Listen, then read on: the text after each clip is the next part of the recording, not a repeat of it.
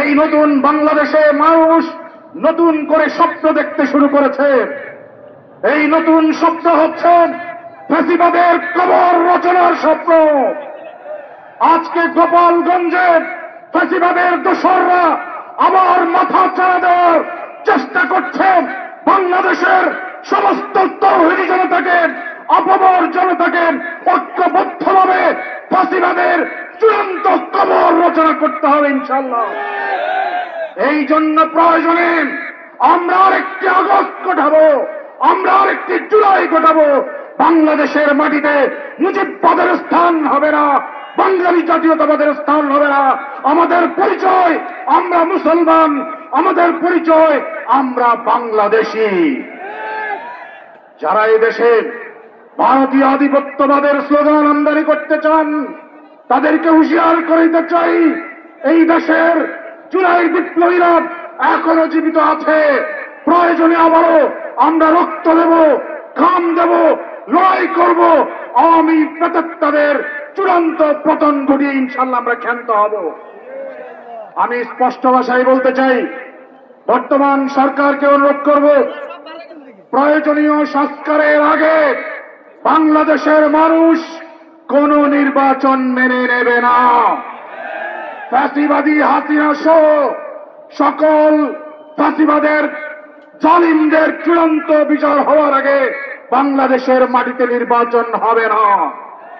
আমি পরিষ্কার ভাষায় বলতে চাই, এই দেশের ইসলামপন্থী জনগণের দাবিকে উপেক্ষা করে জাতিসংঘের যে অফিস এখানে অনুমোদন দেওয়া হয়েছে, আমরা এটার তীব্র নিন্দা এবং এটাকে প্রত্যাখ্যান করার জন্য জোর দাবি জানাচ্ছি। আগামী দিনে ইসলামপন্থীদের ঐক্যবদ্ধভাবে নির্বাচনে অংশগ্রহণ করার মাধ্যমে ইসলামী বিপ্লবের চূড়ান্ত পরিণতির জন্য আল্লাহ পাক রব্বুল আলামিন আমাদের সবাইকে ঐক্যবদ্ধভাবে লড়াইয়ের মাঠে অবতীর্ণ হওয়ার তৌফিক দান করুন। আসসালামু আলাইকুম ওয়া রাহমাতুল্লাহ। বাংলাদেশ জিন্দাবাদ। সংগ্রামী ভাই এবং বন্ধুগণ, আজকের এই জাতীয় সমাবেশে এখন বক্তব্য রাখবেন বাংলাদেশ জামায়াতে ইসলামীর সম্মানিত সহকারী সেক্রেটারি জেনারেল সাবেক MP doctor HM. Hamidur Rahman Azad.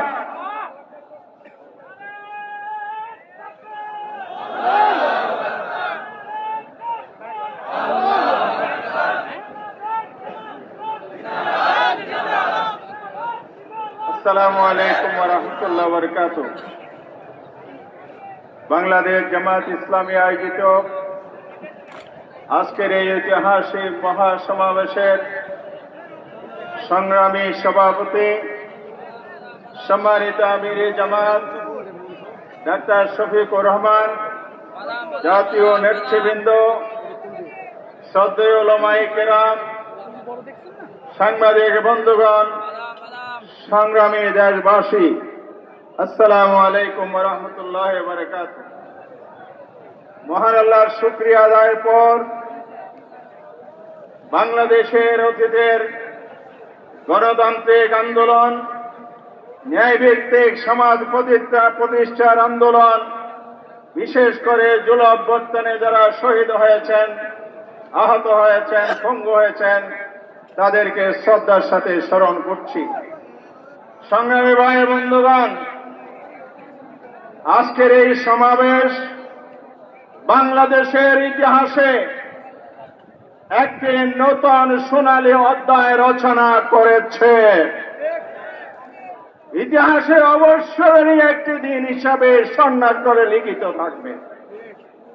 Jamaat ইসলামী ৭ দফার দাবিতে আজকে ডাক দিয়েছে, রাজপথ লোকে লোকারণ্য হয়েছে, মঞ্চ সুসজ্জিত হয়েছে।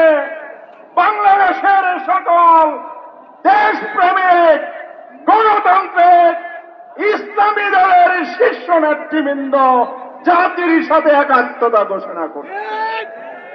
আমাদের ৭ দফার দাবি শ্রদ্ধেয় আমিরে জামাত নেতৃবৃন্দ তুলে ধরবেন। একটি কথা বলে শেষ করতে চাই, বাংলাদেশে ৫৪ বছরের ব্যর্থতার মূল কারণ কি?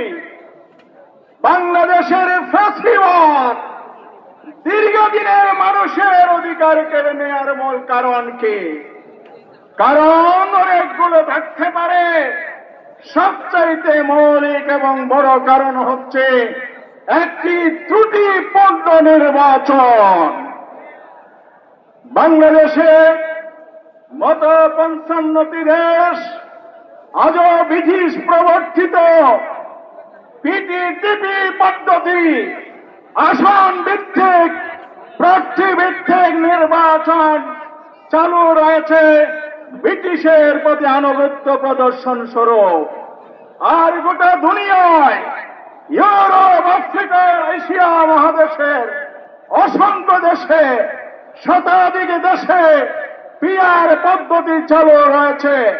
7 দফার অন্যতম দাবি অবিলম্বে নির্বাচনকে যদি কালো টাকা, ফাঁসিবাদ, নমিনেশন বাণিজ্য এবং মানুষের ভোটাধিকারের নিশ্চয়তা দিতে হয়, পিআর পদ্ধতি ছাড়া কোনো উপায় নাই, বিকল্প নাই, বিকল্প নাই, কোনো বিকল্প নাই। আজকে এই জাতীয় ঐক্যমতের ভিত্তিতে সরকারকে আহ্বান জানাবো,